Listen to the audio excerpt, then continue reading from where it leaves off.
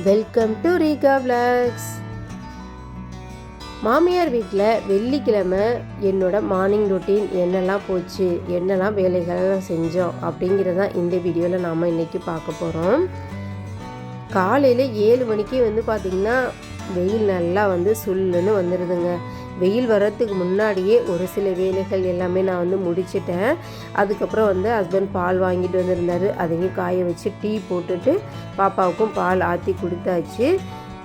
எங்கே இருந்தாலும் நமக்கு சுத்தமாக இருந்தால் தாங்க நமக்கு பிடிக்கும். அதனால் வீட்டை சுற்றி நிறைய க்ளீனிங் வேலை தான் இருந்துச்சு. அந்த வேலையெல்லாம் முடிச்சுட்டு அதுக்கப்புறம் தான் நான் வீடியோ எடுக்கவே ஸ்டார்ட் பண்ணினேன். அப்புறம் மரத்துக்கெலாம் தண்ணி எடுத்து விட்டாச்சு. பாத்திரம் கழுவி ஒரு சில துணிகள் எல்லாமே துவைச்சிருந்தேன். அதனால் டேங்கில் தண்ணி காலியாக இருந்துச்சு. அப்படியே போய் மோட்டரையும் போட்டு விட்டுட்டு வந்துட்டேன். நம்ம வீட்டில் பார்த்திங்கன்னா நிறைய கோழிகள் இருந்துச்சுங்க. இப்போ கோழி குஞ்சு பொரிச்சதே பார்த்திங்கன்னா ஒரு 20 குஞ்சு இருக்கும் அப்படின்னு சொன்னாங்க அத்தை.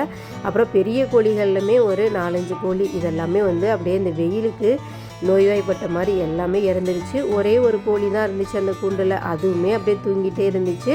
5:30க்கெல்லாமே நானும் அத்தையும் முழிச்சு வாசல்லாம் சாணம் தெளித்து நல்லா கூட்டி பெருக்கி கோலமும் போட்டாச்சு. வீட்டு முன்னாடி அந்த ரோடு வரைக்குமே ஃபுல்லுமே நான் க்ளீன் பண்ணி விட்டுட்டேன். இந்த சைடு பாத்ரூம் ஃபுல்லுமே நல்லா கூட்டி விட்டாச்சு.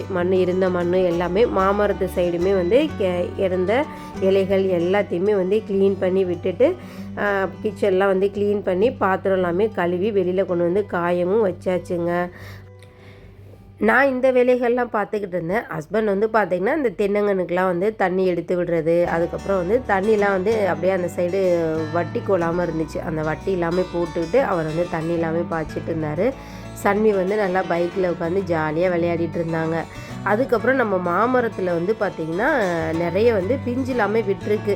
நிறைய காய் இருந்தாலுமே நிறைய மாங்காய் வெம்பி நிறைய கீழே விழுந்துருது. அதனால் தண்ணி நல்லா வெளியில் போகாத மாதிரி ஒரு வரப்பு மாதிரி கட்டிடலாம் அப்படின்னு சொல்லிட்டு அவர் அந்த வேலைகள் எல்லாமே பார்த்துட்டு இருந்தார். இந்த டைம் எனக்கு கொஞ்சம் ரெஸ்ட்டாக இருக்க மாதிரி இருந்துச்சு. அப்படியே அவர் செய்கிற வேலைகள்லாம் வீடியோவாக கேப்சர் பண்ணிக்கிட்டு ஒரு 10 நிமிஷம் ரெஸ்ட்டு கிடைச்ச மாதிரி இருந்துச்சு. சின்ன மாமரம் தான், ஓரளவுக்கு நமக்கு காய் வரும், வீட்டுக்கும் வரும். ஒரு சில பேர் அங்கே வாங்கிட்டும் போவாங்க. கொஞ்சமாக சேல்ஸும் ஆகுங்க. அதனால சரி இருக்கிற மாங்காவாவது கொஞ்சம் பிடிச்சி வரட்டும் அப்படின்னு சொல்லிட்டு வெம்பி விழுகாதது மாதிரி வரப்பு கட்டியிருந்தோம். அத்தை இதுக்கு தண்ணிலாம் விடுவாங்க. ஆனால் பார்த்திங்கன்னா அந்த வரப்பு இல்லாதனால எல்லா தண்ணியுமே வயலுக்குள்ளே போயிடும். ஓரளவுக்கு மாங்காவும் வந்திருக்கு. இப்போ இந்த சைஸில் தான் இருக்குது. ஒரு சில மாங்காய் கொஞ்சம் பெரிய சைஸில் இருந்த மாங்காய்லாம் கொஞ்சம் சேல்ஸ் பண்ணிட்டாங்க அப்படின்னு சொன்னாங்க. ஓரளவுக்கு வந்திருக்கு. போன வருஷம் இருந்த அளவுக்கு இல்லாமல் ஓரளவுக்கு வந்திருக்குது. நம்ம வயலில் விவசாயம் எதுவும் பண்ணலை. வயலில் இருந்த ஒரு தென்னையுமே பாருங்கள் காஞ்சிருச்சு இந்த வெயிலுக்கு. போரில் பார்த்திங்கன்னா தண்ணி ரொம்ப கம்மியானது மாதிரி இருந்துச்சு. அதனால் சரி வேண்டாம், ஃப்ரீயாக விட்டுடலாம். இடையில எது விவசாயம் பண்ணி ரொம்ப காஞ்சிருச்சுன்னா கஷ்டமாக ஆயிடும்னு சொல்லிட்டு இந்த போகம் எதுவுமே நெல் எதுவும் நடலை, எள்ளுமே போடலை, அப்படியே ஃப்ரீயாகவே விட்டாச்சு. நம்ம வீட்டில் இந்த அரளிப்பூ செடி பார்த்திங்கன்னா ரொம்ப பெருசாக இருந்துச்சு. அதை நாங்கள் கட் பண்ணி விட்டுருந்தோம். ஓரளவுக்கு தான் துளிர் விட்டு இந்த பூ வருது. ஆனால் முன்னாடி இருந்த அளவுக்கு அந்த செழிப்பாக இல்லை. அந்த வெயிலுக்காக என்னென்னு தெரியலை, ரொம்பவே டல்லாக இருந்த மாதிரி இருந்துச்சு இந்த செடி. அதெல்லாமே அப்படியே அதை சுற்றியுமே க்ளீன் பண்ணி விட்டுடலாம் அப்படின்னு சொல்லிட்டு நான் அதை சுற்றியில் உள்ள செடி எல்லாமே அப்படியே வெட்டி விட்டுட்டு இருந்தேன். நம்ம வீட்டில் இந்த பிளாஸ்டிக்லாம் அத்தை சாக்கில் எல்லாமே போட்டு சேர்த்து வச்சு மொத்தமானதுக்கப்புறம் அதை நெருப்பு வச்சு விட்டுருவாங்க. ஆனால் இந்த காற்றடிக்கிறப்போ பார்த்திங்கன்னா வெளியிலேருந்து நிறைய பிளாஸ்டிக் பேப்பர்ஸ்லாம் நம்ம வீட்டு சைடு வந்துடுது. வயலுக்குள்ளேயுமே நிறைய கிடந்த மாதிரி இருந்துச்சு. அதை எல்லாமே அதுக்கப்புறம் நான் எல்லாமே எடுத்துகிட்டு இங்கே ஒரு இடத்துல போட்டு அதையும் தீ வச்சு விட்டுட்டோம். அதுக்கப்புறம் சரி மாடியை போய் பார்க்கலாம், க்ளீன் பண்ணுற வேலை இருக்குது அப்படின்னு சொல்லிட்டு ஹஸ்பண்ட் அப்படியே மேலே கூட்டிகிட்டு போயிட்டார். என்னோடய மாமியார் என்னை வேலை வாங்குறாரோ இல்லையோ, என்னோடய ஹஸ்பண்ட் தான் இதெல்லாம் க்ளீன் பண்ணி முடிக்கணும், இந்த வேலைலாம் முடிக்கணும் அப்படின்னு சொல்லிட்டு அவர் ஊர்லேருந்து கிளம்பும் போதே அவர் எல்லாமே பிளான் பண்ணிடுவார். ஊரில் போய் இந்த வேலைகள்லாம் முடிக்கணும் அப்படின்னு சொல்லிட்டு சொல்லிடுவார். அது மாதிரி இங்கே கிளம்பும் போதே பைக்கில் வரும்போதே சொல்லிட்டு இருந்தார், மாடி இந்த தடவை போயிட்டு டெரஸை நல்லா கூட்டி க்ளீன் பண்ணி கழுவி விட்டுடலாம், ரொம்ப மண்ணாக இருக்க மாதிரி இருந்துச்சு அப்படின்னு சொல்லி வர்றப்பே சொல்லிட்டு இருந்தார்.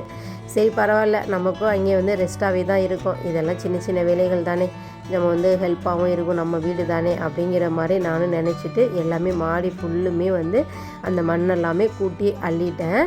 என்னோடய வேலை முடிஞ்சிருச்சுப்பா, இனிமேல் நீங்கள் தான் இதெல்லாம் கழுவி விடணும் அப்படின்னு சொல்லிட்டேன். அவருமே வந்து பார்த்திங்கன்னா டைரெக்டாக வந்து டேங்க் அப்படியே ஓப்பன் பண்ணி ஒரு பாத்திரத்துலேருந்து தண்ணி எடுத்து வச்சு நல்லா ஃபோர்ஸாக அடித்து விட்டு எல்லாத்தையுமே கழுவி விட்டுட்டார்.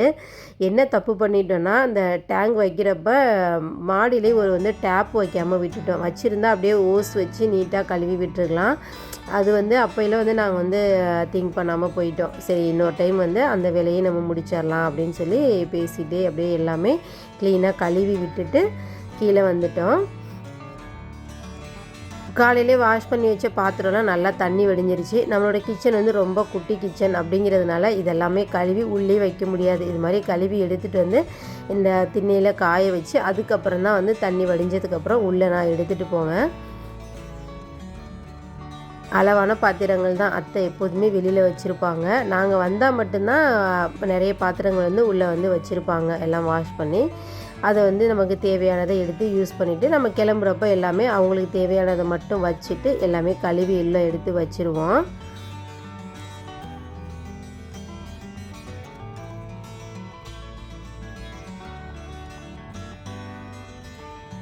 எல்லா பாத்திரங்களையும் அப்படியே எடுத்து வச்சுட்டு இன்றைக்கி டிஃபனுக்கு வந்து பார்த்திங்கன்னா தோசை தான் செய்ய போகிறேன். நேற்று வந்து அத்தை வந்து மாவு அரைச்சி வச்சுருந்தாங்க. நாங்கள் ஊருக்கு வர போகிறோம் அப்படின்னு தெரிஞ்சப்பே வந்து கொஞ்சம் எக்ஸ்ட்ராவே அரிசி போட்டு அரைச்சி வச்சுருந்தாங்க. இங்கே வந்து ஃப்ரிட்ஜு இல்லாததுங்கிறதுனால ஒரு பிளாஸ்டிக் டப்பில் தண்ணி வச்சு அதில் வந்து அந்த மாவு வந்து வச்சுருப்பாங்க, அதிகம் புளிப்பு ஏறாத மாதிரி. ஏன்னா வெயில் டைம் அப்படிங்கிறதுனால டக்குன்னு மாவு புளிப்பு ஏறிடும் அப்படிங்கிறதுனால இந்த மாதிரி வச்சா அதிகம் புளிப்பு இல்லாத மாதிரி இருக்கும். பெருசாக ஒன்றும் புளிப்பும் இல்லைங்க. அப்படியே வந்து தோசையும் வந்து நான் வந்து ஊற்றிட்டேன்.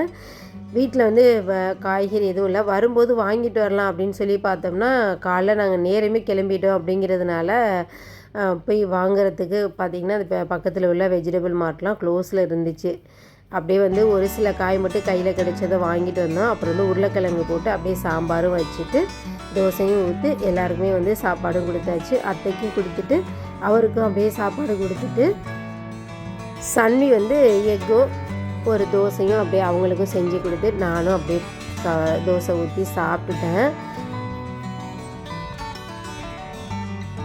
ஆனால் பெருசாக வேர்வை தெரியலை. இங்கே கொஞ்சம் ஓப்பன் ஸ்பேஸாக இருக்கிறதுனால பெருசாக ஹீட்டு தெரியலை. அப்படியே சாப்பிட்டுட்டு மறுபடியும் பாத்திரங்கள்லாம் கழுவி போட்டுட்டு வீட்டில் வந்து அத்தை வந்து இந்த மஞ்சள் தூளாக எடுத்து காய வைரேக்கா அப்படின்னு சொன்னாங்க. அதெல்லாமே எடுத்து வெயில் படுற மாதிரி நல்லா வாசல்லே வச்சுட்டேன்.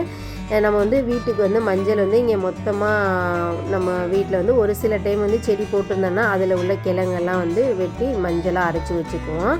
அப்புறம் தேங்காய் எண்ணெய் எல்லாமே எடுத்து வெயிலில் காய வைக்க சொன்னாங்க. அதெல்லாம் காய வச்சுட்டு அதுக்கப்புறம் எல்லாருக்குமே ஒரு ரெஸ்ட் டைம் மாதிரி தான் சாப்பிட்டுட்டு எல்லாருமே கொஞ்சம் நேரம் படுத்திருந்தாங்க. சன்னி வந்து தொட்டியில் ஆடணும் அப்படின்னு சொன்னாங்க. அவங்கள வச்சு அப்படியே கொஞ்சம் நேரம் விளையாட்டு காமிச்சு விளையாட வச்சுட்டு இருந்தேன். அப்படியே அப்புறம் சன்வியை தொட்டிலே ஆட்டி அப்படியே தூங்கவும் வச்சுட்டேன் பாருங்கள். அதுக்கப்புறம் ஒரு சில வேலைகள்லாம் பிளான் பண்ணியிருந்தேன். தூங்கிட்டால் நமக்கு கொஞ்சம் ஃப்ரீயாக இருக்கும். அவரும் வந்து பேங்குக்கு போகிற வேலைலாம் இருந்துச்சு. இல்லைன்னா ஃபுல்லுமே நம்ம கேர் பண்ணுற மாதிரி இருக்கும். தூங்கிட்டால் கொஞ்சம் வேலைகள்லாம் நம்ம ஃபாஸ்ட்டாக முடிச்சுட்டு ஊருக்கு கிளம்புறதுக்கு வேலைகள்லாம் ரெடி பண்ணிடலாம் அப்படின்னு சொல்லிட்டு சன்வியை அப்படியே தொட்டியில் தூங்க வச்சுட்டு ஒரு சில துணிகள்லாம் இருந்துச்சுங்க பாப்பாவோடது. காலையில் வாஷ் பண்ணி போட்டது இல்லாமல் அதையும் அப்படியே கையோட ஊற வச்சு துவைச்சி போட்டுடலாம் அப்படின்னு சொல்லிட்டு அந்த துணிகளையும் அப்படியே ஊற வைக்க வந்துட்டேன். இதுக்கப்புறம் எப்படி போணுச்சு அப்படிங்கிறது அடுத்த வீடியோவில் நம்ம பார்க்கலாம். வீடியோ பிடிச்சிருந்தா லைக் பண்ணுங்கள். என்னோடய சேனலை நீங்கள் இதான் ஃபஸ்ட் டைம் பார்க்குறீங்க அப்படின்னா மறக்காமல் நம்ம சேனலை சப்ஸ்கிரைப் பண்ணி சப்போர்ட் பண்ணுங்கள். அடுத்த ஒரு வீடியோவில் நம்ம எல்லாருமே மீட் பண்ணலாம். தேங்க்யூ ஃபார் வாட்சிங்.